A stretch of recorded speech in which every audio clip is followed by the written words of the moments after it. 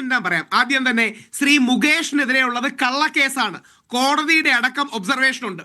ശ്രീ മുകേഷ് എനിക്ക് ഇഷ്ടപ്പെട്ട പാർട്ടിയിലെ വ്യക്തിയല്ല, പക്ഷേ മുകേഷിനെതിരെയുള്ള കേസ് 100% കള്ളക്കേസാണ്, ബ്ലാക്ക് മെയിലാണ്. അത് ചെയ്ത സ്ത്രീയെ കഴിഞ്ഞ ഓഗസ്റ്റ് 25 മറ്റൊരു കേസിൽ അറസ്റ്റ് ചെയ്യുക വരെ ചെയ്തു. അതായത് ഒരു പെൺകുട്ടിയെ സെക്സ് റാക്കറ്റിന് കൊണ്ടുപോയ പോക്സോ കേസിൽ അറസ്റ്റ് ചെയ്യുക വരെ ചെയ്തു. അതുകൊണ്ട് ശ്രീ മുകേഷിനെതിരെയുള്ള കേസ് വ്യാജമാണ്, കള്ളക്കേസാണ്. 2, ശ്രീ ഗണേഷ് കുമാർ സാറിനും അദ്ദേഹത്തിന്റെ വ്യക്തിപരമായ കാര്യമാണ്. തെറ്റിനെ തെറ്റുകൊണ്ടല്ല ശ്രീ വസന്ത് എതിർക്കേണ്ടത്. CPM-കാർ ചെയ്യുന്നത് തെറ്റാണ്.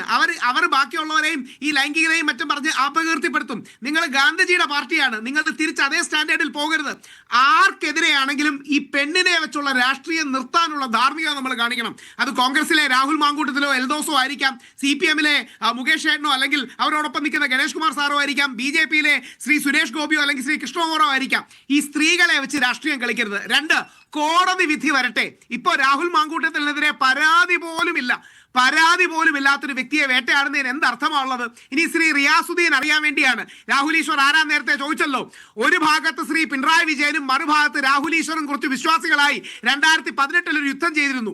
10,000 പോലീസുകാരും 4 സുപ്രീം കോടതി വിധിന്യായവും എല്ലാ രാഷ്ട്രീയ പാർട്ടിയും ഉണ്ടായിരുന്നു. നിങ്ങൾ ജയിച്ചില്ല, കാര്യം നിങ്ങളുടെ ഭാഗത്ത് സത്യമില്ലായിരുന്നു. പിന്നീട് വീടാന്തരം കയറി നിങ്ങൾക്ക് ക്ഷമ പറയേണ്ടി വന്നു. ഇപ്പൊ അയ്യപ്പ സംഗമം നടത്തി അയ്യപ്പൻ വിശ്വമാനവികതയുടെ ലക്ഷണമാണെന്ന് പറയേണ്ടി വന്നു.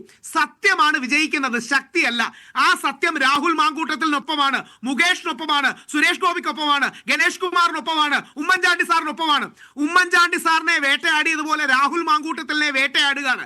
ഇത് തിരിച്ചറിയുന്ന കേരള ജനതയാണ് രാഹുൽ മാങ്കൂട്ടത്തിന് പ്രതിരോധം ഒരുക്കുന്നത്. ഇത് തിരിച്ചറിയുന്ന കേരള ജനതയാണ് രാഹുൽ മാങ്കൂട്ടത്തിനെ സപ്പോർട്ട് ചെയ്യുന്നത്.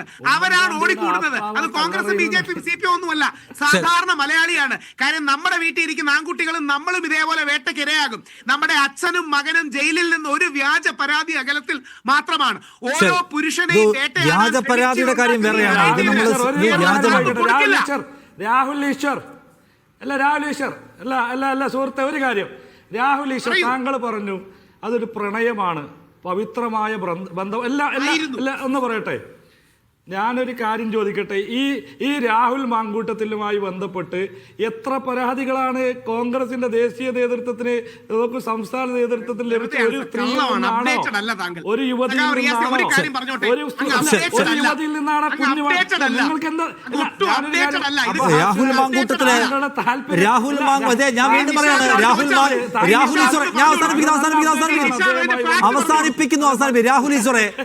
ഈശ്വറെ